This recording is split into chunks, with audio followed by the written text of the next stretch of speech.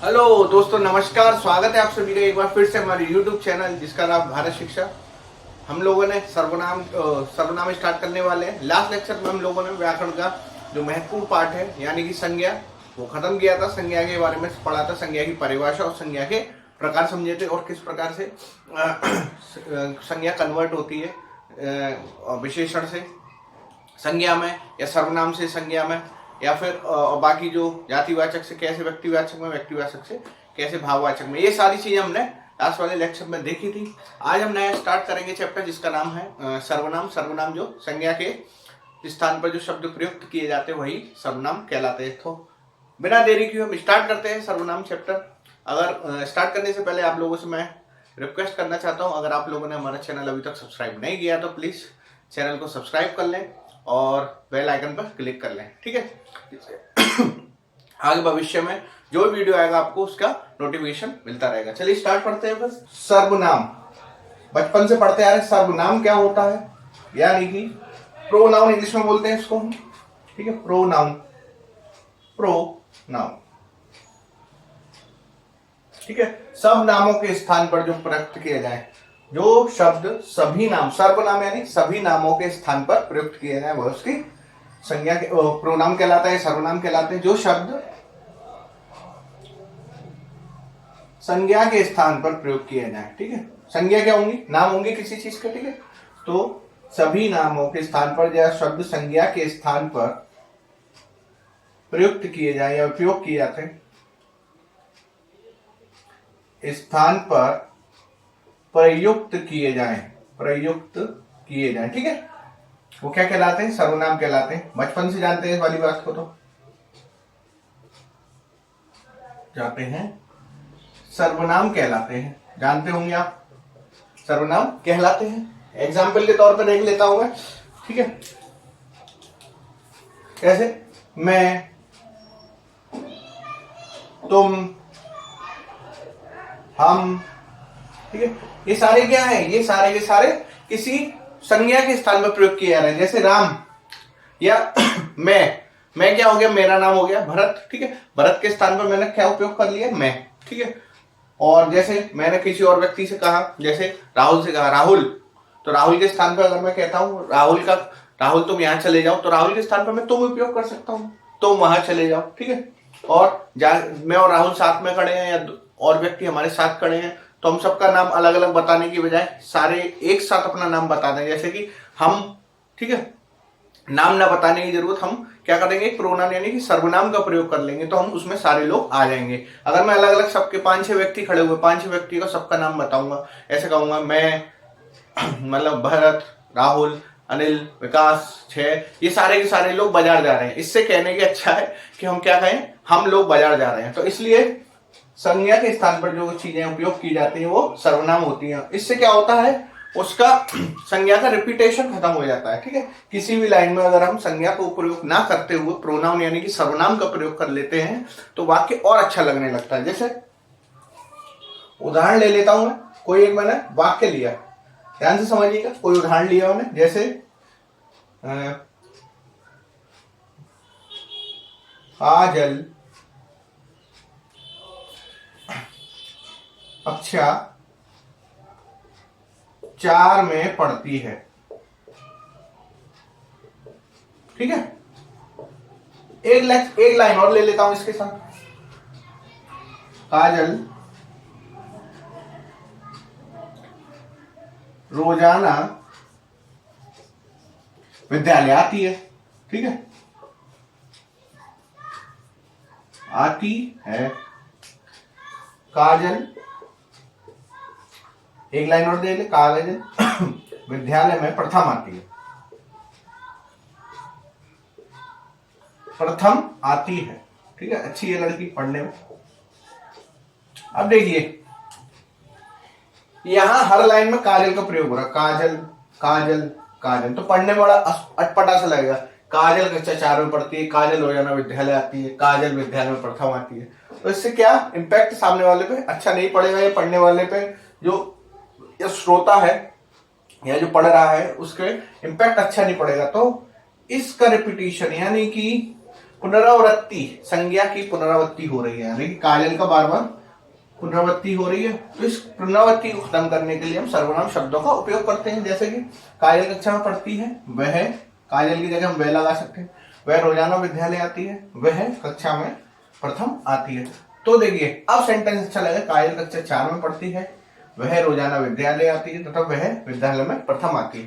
तो इन सर्वनाम शब्दों का उपयोग करके हम वाक्य को या सेंटेंस को और ज्यादा अच्छा बना सकते हैं, पढ़ने युक्त बना सकते हैं, नहीं तो अटपटा सा लगने लगता। ठीक है, समझ में आ गया होगा।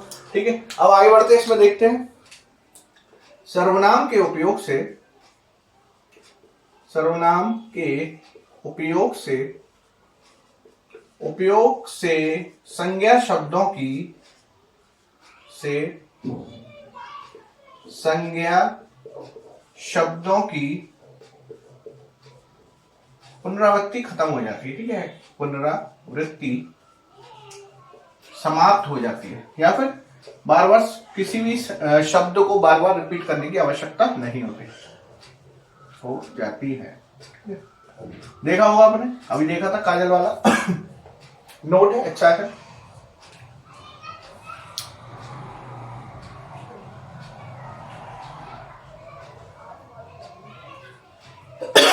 इसमें सर्वनाम में एक लाइन में लिखेंगे क्या, सर्वनाम क्या है, एक प्रकार का विकारी शब्द है। ठीक है, एक लिख लीजिएगा, सर्वनाम विकारी पद है, नोट करके। ये हमने लास्ट संज्ञा जब स्टार्ट किया था उससे पहले भी देखे थे, 4 विकारी शब्द होते हैं अपने पास, संज्ञा, सर्वनाम, विशेषण और क्रिया, और एक अविकारी होता है यानी अव्यय। ठीक है, तो सर्वनाम एक विकारी शब्द है। विकारी हम जानते हैं कि नहीं जानते, विकारी पद है या पद का पार्ट है।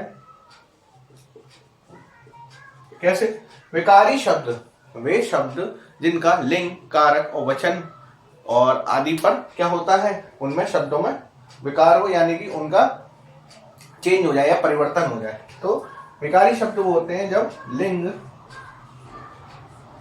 वचन, कारक के आधार पर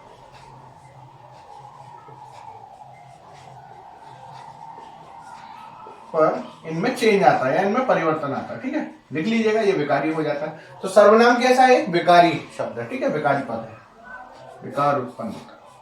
समझ में आ गया होगा। तो ये सर्वनाम में ये महत्वपूर्ण चीजें मैंने जो 4 थी वो आपको बता दी है। तो सर्वनाम में क्या है, जो संज्ञा के स्थान पर शब्द प्रयुक्त किया जाते सर्वनाम कहलाते हैं। यह एक विकारी शब्द है। संज्ञा, सर्वनाम के उपयोग से क्या है, संज्ञा शब्दों का पुनरावृत्ति खत्म हो जाती है, यानी कि उनको हमें संज्ञा शब्दों को बार बार रिपीट करना नहीं पड़ता है। ये आपको समझ में आ गया होगा। ठीक है, ये देख लिया उदाहरण के तौर पर हमने। आगे बढ़ते हैं इसमें। अब इसमें जो मेन आता है वो अपना आता है सर्वनाम के भेद या प्रकार। ठीक है, सर्वनाम के भेद या प्रकार। ठीक है, ठीक है, 2 टाइप से हम इसको विभाजित करेंगे, एक तो व्युत्पत्ति के आधार पर और एक व्याकरण के अनुसार। ठीक है, तो सब पहला हो जाता है इसमें व्युत्पत्ति या मूल, व्युत्पत्ति या उत्पत्ति के आधार पर। ठीक है, इसलिए व्युत्पत्ति के आधार पर,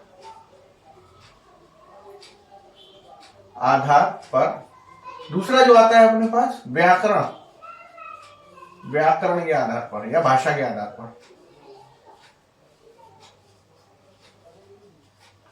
ठीक है, बहुत ज्यादा। तो पहला जो आता है अपने पास व्युत्पत्ति या उत्पत्ति के आधार पर, या रूप, कुछ भी बोल लेते हैं, रूप या व्युत्पत्ति के आधार पर। ठीक है, के आधार पर, व्युत्पत्ति के आधार पर सर्वनाम के 2 भेद हैं। ठीक है, देख लेते हैं इनको। पहला जो अपने पास आता है मूल, मूल जो सर्वनाम का जो उचित, जो एक्चुअल में जो सर्वनाम हमें प्राप्त हुई है, जो ठीक है व्याकरण में है। दूसरा आ जाता है यौगिक। ठीक है, 2 ही पार्ट है इसके, व्युत्पत्ति के आधार पर, रूप या व्युत्पत्ति के आधार पर, एक मूल और एक यौगिक। तो मूल में या इसमें कौन सा आ जाएंगे, मूल वाले में जो सर्वनाम हमें नेचुरल प्राप्त हुए, यानी कि जो कि तो हमने ले लिया, ठीक है।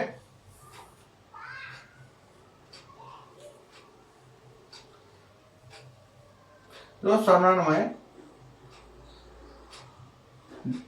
जो कि तो, या फिर लिख सकते हैं जिस रूप में प्राप्त हुआ हो, ठीक है, जैसा है वैसे ही, या जिस रूप में प्राप्त हो उसी तरह उपयोग की जाए, मिला हो, ठीक है। सिंपल है। मूल वो होते हैं, मूल आपको वैसे ही समझ में आ रहा होगा, जो जड़ होती है, ठीक है। किसी भी चीज को हम ऐसे के ऐसे निकाल लें, उसकी जड़ होती है, यानी कि सर्वनाम जो हमें डायरेक्ट ऐसे ही प्राप्त हुए, जिसको हम कोई तोड़ मरोड़ नहीं कर सकते, कोई उसमें छिड़खानी नहीं करते, वो मूल या मौलिक कहलाते हैं। मौलिक भी बोलते हैं इसको, मूल को, ठीक है। मूल जितने जो हमें जो कि तो सर्वनाम से प्राप्त व्याकरण में प्राप्त हुए हैं, उनको हम मूल सर्वनाम कहते हैं। ये टोटल कितने हैं? टोटल ये कुल 11, कुल 11 क्या है? मूल सर्वनाम होते हैं। देख लीजिए कौन कौन से। मैं, तुम, आप, मैं, तुमको, हाँ तुम भी लिख सकते हैं, तू भी लिख सकते हैं, तो इसको तू लिख लीजिए। मैं, तू, आप, हम, यह है, वह है, ठीक है। मैं, तू, आप, हम, तू, यह है, वह है, जो, सो, कौन, क्या, 1 2 3 4 5 6 7 8 9 10, क्या, और एक और है कौन, क्या,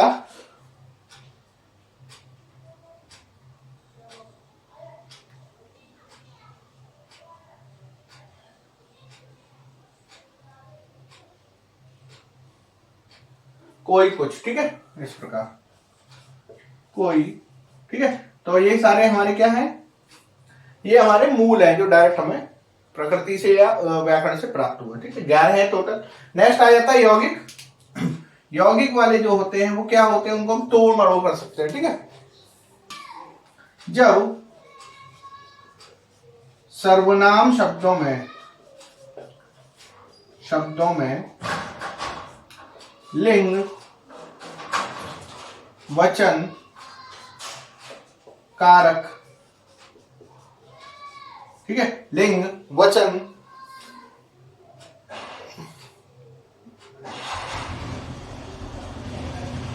कारक आदि का प्रभाव पड़े, ठीक है, प्रभाव पड़े, ठीक है, यौगिक कहलाते हैं। क्या कहलाते हैं? यौगिक सर्वनाम कहलाते हैं। समझ में आ रहा होगा ये तो, ये अभी बताया भी था ये वाला पार्ट के लिंग वचन कर्म का किस प्रकार फायदा, लिंग वचन कारक का किस प्रकार किसी शब्द पर प्रभाव पड़ता है। देख लेते हैं इसको उदाहरण के तौर पे। जैसे मान लेता हूं, मैं उदाहरण लिख रहा हूं, उदाहरण के तौर पे जैसे मैंने लिखा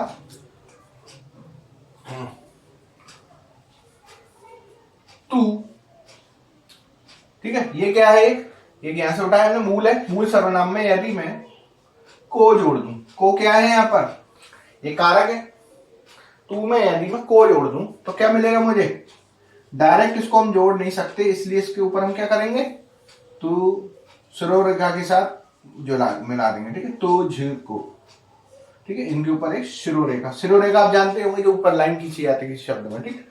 तू धन को, तो जब हम देखेंगे मूल शब्द में, यानी कि ये मूल सर्वनाम है, मूल सर्वनाम ऊपर लिख लीजिएगा ताकि आप जब रिवाइज करें तो याद रहे। इसमें हमने क्या जोड़ा? कारक। अब देखिए कारक के आधार पर तू धन को किया प्रभाव पड़े तो यौगिक सर्वनाम कहलाता है। इसमें क्या हो गया? कारक का प्रभाव पड़ रहा है तो ये शब्द क्या हो गया? तू प्लस को बराबर तुझको, ठीक है। तो जब प्रभाव पड़ गया शब्द अलग हो गया। नेक्स्ट यदि मैं ले लेता हूं कोई भी एक और शब्द ले लेता हूं, हम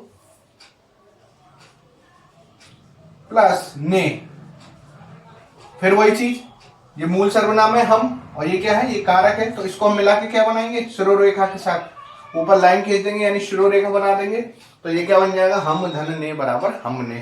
तो इस प्रकार के शब्द जब संज्ञा सर्वनाम में कोई भी हम कारक लिंग वचन का ऐड करते हैं या उसका प्रभाव पड़े तो कैसे कहलाते हैं? यौगिक सर्वनाम कहलाते हैं। ठीक है, तू को हमने को के साथ जोड़ा, तुझको हमको नहीं के साथ जोड़ा तो हमने, तो ये शब्द में परिवर्तन सा हो गया। ठीक है, ये क्या मिल जाएगी हमें? ये कौन सी है? ये है यौगिक सर्वनाम। लिख लीजिएगा, मूल सर्वनाम प्लस कारक बराबर यौगिक सर्वनाम। सर्वनाम, ठीक है। कभी कभी एग्जाम में खाली यही पूछता है कि रूप या व्युत्पत्ति के आधार पर या उत्पत्ति के आधार पर सर्वनाम कितने प्रकार की होती है? तो याद रखिएगा, मूल और यौगिक दो ही होती है। ये एग्जाम में कभी कभी डायरेक्टली क्वेश्चन पूछ लेता है।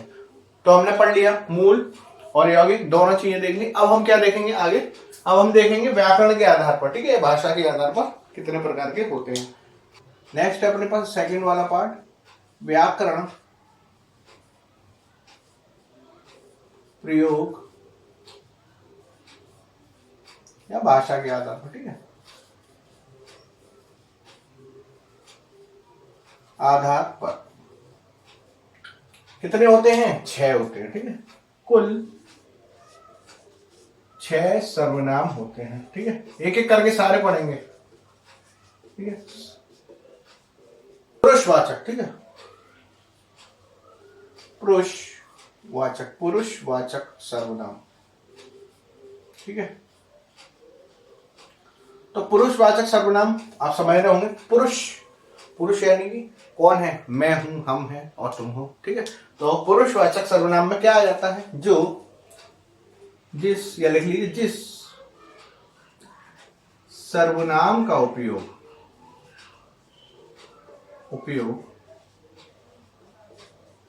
कौन कर सकता है? या तो लिखने वाला या सुनाने वाला। ठीक है, जिस सर्वनाम का उपयोग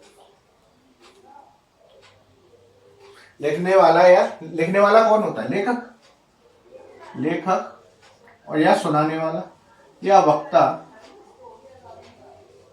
ठीक है, जिस सर्वनाम का उपयोग लेखक या वक्ता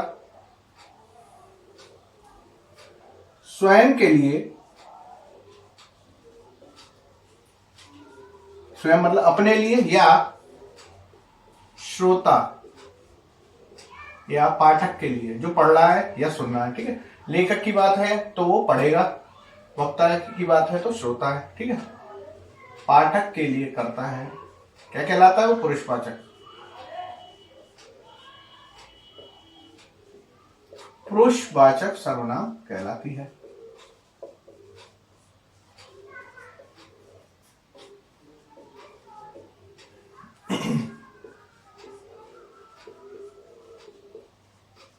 ठीक है, समझ में आ गया होगा। अपने लिए और श्रोता के लिए, तो अपने लिए क्या हो जाता? मैं, हम, श्रोता के लिए तुम, आप। ठीक है, ये सब क्या है? श्रोता के लिए, बस यही है। अब देख लीजिए इसमें, तो ये उदाहरण लिख लीजिएगा। ठीक है, मैं, हम, तुम, आप। ठीक है, इसमें हम देख लेंगे अब 3 टाइप के पुरुष होते हैं अपने पास। उत्तम पुरुष,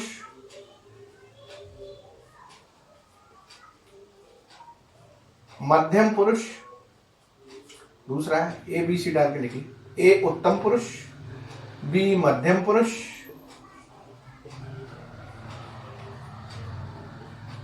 तीसरा क्या है अपने पास? अन्य पुरुष, जो तीसरा और अन्य कोई बात हो तो। ठीक है, अन्य किसी के बारे में बात हो।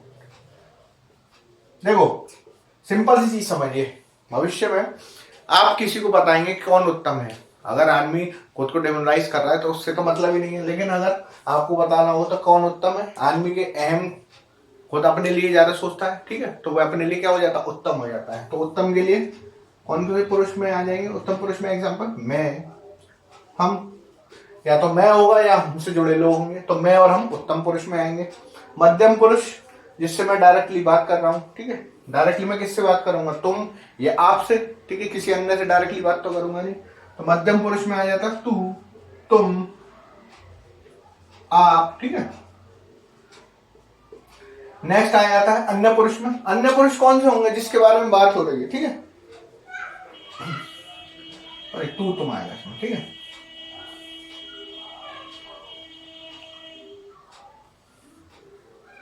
और इसमें आ जाएगा अन्य पुरुष में आ जाएगा आप,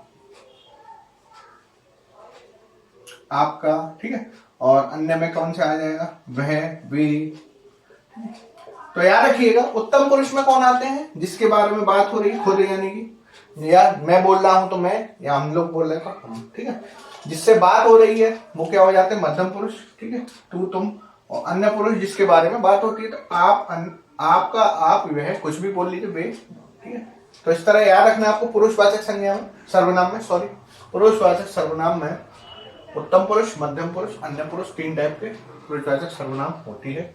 जिस सर्वनाम का उपयोग लेखक या वक्ता स्वयं के लिए या श्रोता या पाठक के लिए करता है वो क्या कहलाती है, पुरुषवाचक सर्वनाम कहलाती है। नेक्स्ट आ जाता है इसमें दूसरा वाला है, दूसरा जो अपने पास आएगा निश्चयवाचक, निश्चयवाचक सर्वनाम। अब तो सरल सरल चीजें हैं। निश्चयवाचक सर्वनाम, निश्चय मतलब डेफिनेट, किसी व्यक्ति के बारे में डेफिनेटली बात हो रही है या जिसकी ओर संकेत करके हम निश्चय रूप से कह रहे हैं इसी की बात हो रही है, ठीक है, तो वो निश्चयवाचक सर्वनाम हो जाएगी। तो जिसको लेके या जिसकी ओर इसकी या जिस व्यक्ति या वस्तु, ऐसे लिखिए, जिस व्यक्ति या वस्तु की निश्चित तौर पर बात हो, ठीक है, तौर पर बात हो, क्या कहलाता है वो, निश्चयवाचक सर्वनाम। जैसे वह अच्छा लड़का है, कुछ भी लिख लीजिए उदाहरण में, वह अच्छा लड़का है, निश्चित तौर से उसी बात हो रही है और किसी की तो हो नहीं रही, तो लिख लीजिए सीधे सीधे, वह अच्छा लड़का है, वह अच्छा लड़का है, ठीक है। इसमें सर्वनाम क्या है, वह, ठीक है, जो है सर्वनाम। अच्छा तो क्वालिटी अभी पढ़ाएंगे विशेषण। लड़का क्या है, संज्ञा पढ़ा था हमने, कौन सी संज्ञा, एक जाति को, तो जातिवाचक संज्ञा है। लड़के जितने हैं उनकी जाति के बारे में बात हो रही है। ये एक्सरसाइज कराऊंगा ना, सारी चीजें आपको रिपीट होती रहेंगी, ठीक है। तो सर्वनाम क्या हो गया इसमें, वह, एक वह निश्चित आदमी है या निश्चित व्यक्ति है जिसके बारे में हम डेफिनेट बात कर रहे हैं कि वह वही है जिसके बारे में बात हो रही है, ठीक है। नेक्स्ट आ जाता है इसके बाद थर्ड वाला अनिश्चयवाचक। इसका जस्ट उल्टा कर दीजिए, हमें डेफिनेट इसमें पता था और इसमें इनडेफिनेट हमें पता ही नहीं है कि हम किसके बारे में, हम निश्चित ही नहीं है किसके बारे में बात हो रही है, तो ये अनिश्चयवाचक में आ जाएंगे, ठीक है। अनिश्चयवाचक सर्वनाम, ठीक है। अनिश्चयवाचक सर्वनाम में कौन सा है, जिसके बारे में या जिस व्यक्ति या वस्तु के बारे में कुछ पता ना हो,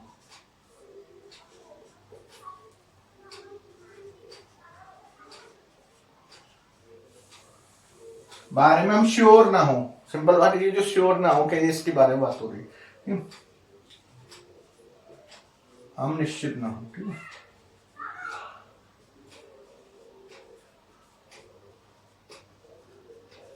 जैसे एग्जाम्पल इसका, अनिश्चित चीज है कोई कुछ कैसा, ठीक है, कोई किसका, सॉरी, कोई और कुछ, कोई आया, हमें पता नहीं कौन आया, ठीक है। नेक्स्ट है संबंधवाचक। संबंधवाचक जिन दो वाक्यों में, सीधे सीधे समझिएगा, जब दो वाक्यों में संबंध बताया या वाक्यांशों में संबंध बताया जाए, ठीक है।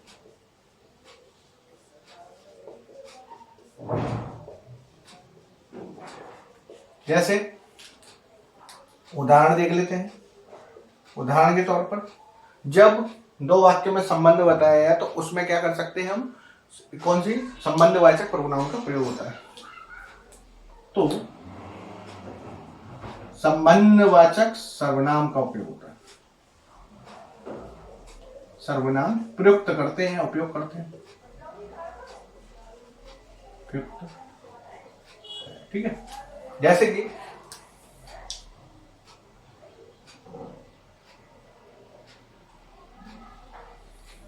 एग्जाम्पल, जैसी करनी वैसी भरनी। तो समझ सकते हैं आपको, या जैसी करनी वैसी भरनी। ठीक है, तो करनी और भरनी इन दोनों का रिलेशन हमने कराया जैसे और वैसे से। ठीक है, तो इस जैसे का रिलेशन हम वैसे से करा रहे हैं, क्योंकि यहाँ पे समझ सकते हैं ये वाला जो वाक्यांश है ये इस पर डिपेंडेंट है। तो जब दो वाक्यांशों में या एक वाक्य में जब दो बातों को रिलेटेड कराया जाता है, संबंध बताया जाता है, तो हम इस तरह की संबंधवाचक प्रोनाउन या सर्वनाम का प्रयोग करते हैं। जैसी करनी वैसी भरनी। और एग्जाम्पल देख लिए, तो जैसी, जैसे, जो, तो, वो। ठीक है, इस प्रकार के जब भी प्राप्त हो तो उसमें कौन सी सर्वनाम होती है, आप याद रखिएगा, संबंधवाचक सर्वनाम होती है। तो या जो बोएगा सो पाएगा, सो पाएगा। तो एग्जाम्पल क्या क्या समझ में आ रहा है आपके? एग्जाम्पल क्या हो गए इसके उदाहरण संबंधवाचक के, देख सकते हैं। देखिए, जो, सो, जैसी, वैसी। ठीक है, इस प्रकार के जो शब्द होते हैं ये क्या है, संबंधवाचक सर्वनाम को दर्शाते हैं। नेक्स्ट आ जाएगा, नेक्स्ट जो आता है अपने पास प्रश्नवाचक। ठीक है, प्रश्नवाचक सर्वनाम, प्रश्नवाचक सर्वनाम। अच्छा है ये भी। तो प्रश्नवाचक सर्वनाम में कौन से होते हैं? जब प्रश्नवाचक शब्दों को हटाकर, जब शब्दों को हटाया जाता है किसी वाक्य में से, प्रश्नवाचक शब्दों को हटाने पर क्या मिले हमें? संज्ञा शब्द मिले। ठीक है, शब्द मिले। ठीक है, क्या कहलाते हैं वो है कहलाते हैं प्रश्नवाचक सर्वनाम। जैसे उदाहरण के तौर पर देखिए, संज्ञा शब्द मिले। उदाहरण देख लेते हैं हम, जैसे कि क्या, नहीं, यहां पर ऐसे लिखिए, तुमने सर्कस में क्या देखा? क्या देखा। अब इस प्रश्नवाचक शब्दों को जब हटाएंगे, इसमें प्रश्नवाचक शब्द क्या है? क्या। इस वाले क्या को हटाने पर हमें या तो वस्तु दिखी होगी, या कोई जानवर देखा होगा, या फिर कोई इंसान देखा होगा। तो क्या हटाने पर हमें क्या मिल रही है? संज्ञा ही प्राप्त होगी। जैसे मैं इसकी जगह क्या लिख सकता हूँ? या तो हाथी दिखा होगा मुझे, या कोई इंसान दिखा होगा। ठीक है, या कोई वस्तु दिखी होगी। ठीक है, तो सर्कस में क्या देगा? इस प्रकार की चीजें मिल रही है। तो हमें क्या मिलेगा? प्रश्नवाचक शब्द हटाने पर हमेशा संज्ञा प्राप्त होगी। तो इसमें कौन कौन से उदाहरण हो जाएंगे एग्जाम्पल प्रश्नवाचक के लिए? क्या, किसका, किसको, ठीक है, कौन। ठीक है, इस प्रकार के शब्दों में। ठीक है, छठा आया था निजवाचक, यानी पर्सनल। निजवाचक या अपने लिए, समझ सकते हैं आप। निजवाचक जब खुद की बात हो या खुद के लिए बात हो, जब खुद के लिए